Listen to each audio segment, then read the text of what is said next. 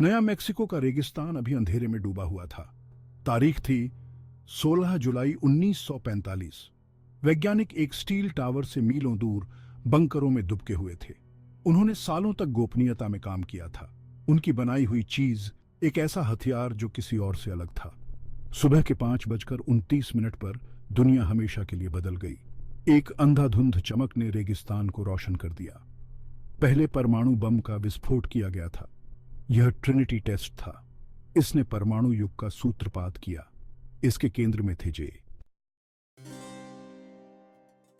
जे Robert Oppenheimer का जन्म 1904 में न्यूयॉर्क शहर में हुआ था। उनके माता पिता अमीर और सुसंस्कृत ने उनमें सीखने का प्यार पैदा किया। युवा ओपेनहाइमर अपनी पढ़ाई में बहुत आगे थे। उन्हें विज्ञान में बहुत रुचि थी, कला और दर्शन में।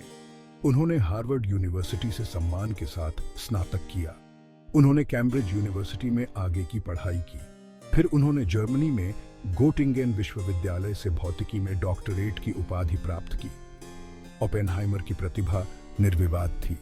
उन्होंने सैद्धांतिक भौतिकी में महत्वपूर्ण योगदान दिया। उनके काम ने ब्लैक होल, क्वांटम यांत्रिकी और ब्रह्मांड की प्रकृति का पता लगाया। दूसरा विश्व युद्ध चल रहा था। संयुक्त राज्य अमेरिका ने एक अतिगुप्त परियोजना, मैनहट्टन परियोजना शुरू की। इसका लक्ष्य नाजी जर्मनी से पहले एक परमाणु बम बनाना था। ओपेनहाइमर को उनकी असाधारण बुद्धि और नेतृत्व कौशल के साथ वैज्ञानिक टीम का नेतृत्व करने के लिए चुना गया था। उन्होंने लॉस एलामोस, न्यू मैक्सिको में एक गुप्त प्रयोगशाला के निर्माण का निरीक्षण किया। वहां प्रतिभाशाली दिमाग इकट्ठा हुए। उन्होंने युद्ध की तात्कालिकता से प्रेरित होकर अथक परिश्रम किया। उन्हें भयावह वैज्ञानिक और इंजीनियरिंग चुनौतियों का सामना करना पड़ा। उन्हें यूरेनियम को समृद्ध करने के तरीके खोजने थे, बम के जटिल तंत्र को डिजाइन करें और एक नियंत्रित परमाणु श्रृंखला प्रतिक्रिया सुनिश्चित करें। जैसे जैसे परियोजना आगे बढ़ी, दबाव बढ़ता गया।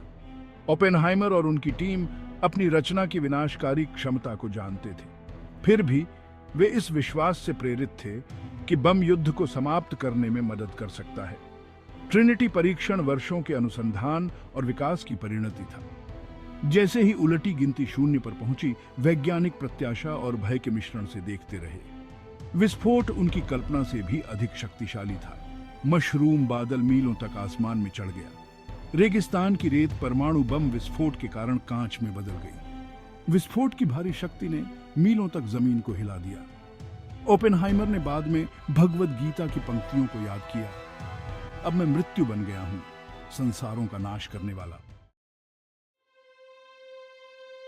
भाग 5, हिरोशिमा और नागासाकी बम का साया। ट्रिनिटी परीक्षण के कुछ हफ्ते बाद संयुक्त राज्य अमेरिका ने जापान के हिरोशिमा और नागासाकी पर परमाणु बम गिराए। तबाही अकल्पनीय थी। सैकड़ों हजारों लोग तुरंत मारे गए। विकिरण बीमारी और चोटों से पीड़ित होकर कई और लोग मारे गए। बम विस्फोटों ने जापान को आत्मसमर्पण करने के लिए मजबूर कर दिया, जिससे द्वितीय विश्व युद्ध समाप्त हो गया। दुनिया सदमे में थी। परमाणु बम ने एक नए युग का सूत्रपात किया था, जो आशा और भय दोनों से चिह्नित था। परमाणु का दोहन करने की शक्ति प्रगति और विनाश दोनों की संभावना लेकर आई। भाग 6, नैतिक दुविधा, ओपेनहाइमर का बोझ। जापान पर परमाणु बमों के इस्तेमाल से तीव्र नैतिक बहस छिड़ गई। ओपेनहाइमर खुद अपनी रचना के परिणामों से बहुत परेशान थे। वे परमाणु हथियारों के अंतरराष्ट्रीय नियंत्रण के पैरोकार बन गए। उनका मानना था कि ऐसी शक्ति का दोबारा कभी इस्तेमाल नहीं किया जाना चाहिए। उन्होंने हाइड्रोजन बम, एक कहीं अधिक शक्तिशाली हथियार के विकास के खिलाफ आवाज उठाई। उनके रुख ने उन्हें अमेरिकी सरकार के साथ खड़ा कर दिया, जो शीत युद्ध के दौरान परमाणु हथियारों को एक निवारक के रूप में देखती थी। भाग 7, नवाचार और अनिश्चितता की विरासत। जे रॉबर्ट ओपेनहाइमर की विरासत जटिल और बहुआयामी है। वे एक शानदार भौतिक विज्ञानी थे, जिन्होंने ब्रह्मांड के बारे में हमारी समझ का विस्तार किया। वे एक ऐसे नेता थे जिन्होंने एक विनाशकारी युद्ध को समाप्त करने में मदद की। वे एक दुखद व्यक्ति भी थे, जो उस विनाशकारी शक्ति से प्रेतवाधित थे जिसे उन्होंने उजागर करने में मदद की थी। ओपेनहाइमर की कहानी हमें वैज्ञानिक खोज के साथ आने वाली गहरी जिम्मेदारी की याद दिलाती है। यह तकनीकी प्रगति द्वारा उत्पन्न नैतिक दुविधाओं पर प्रकाश डालता है। भाग 8, परमाणु की शक्ति, एक दोधारी तलवार। परमाणु बम के विकास ने इतिहास का रुख ही बदल दिया। इसने परमाणु युग की शुरुआत की, जो आशा और संकट दोनों का समय था। परमाणु प्रौद्योगिकी में स्वच्छ ऊर्जा और चिकित्सा सफलताओं को प्रदान करने की क्षमता है। हालांकि यह मानवता के लिए एक अस्तित्वगत खतरा भी है। परमाणु युद्ध का साया अभी भी दुनिया पर मंडरा रहा है। चुनौती परमाणु की शक्ति का उपयोग अच्छे के लिए करने के साथ साथ इसके विनाशकारी दुरुपयोग को रोकने की बनी हुई है। भाग 9, भगवद गीता और सृजन का भार। भगवद गीता से ओपेनहाइमर का प्रसिद्ध उद्धरण, अब मैं मृत्यु बन गया हूं, संसारों का नाश करने वाला, उस गहन नैतिक दुविधा को दर्शाता है जिसका उन्होंने सामना किया। प्राचीन हिंदू धर्म ग्रंथ में अर्जुन की कहानी बताई गई है, एक योद्धा जिसे एक भयानक युद्ध लड़ने का काम सौंपा गया है। अर्जुन अपने कर्तव्य और अपनी अंतरात्मा के बीच फटा हुआ है।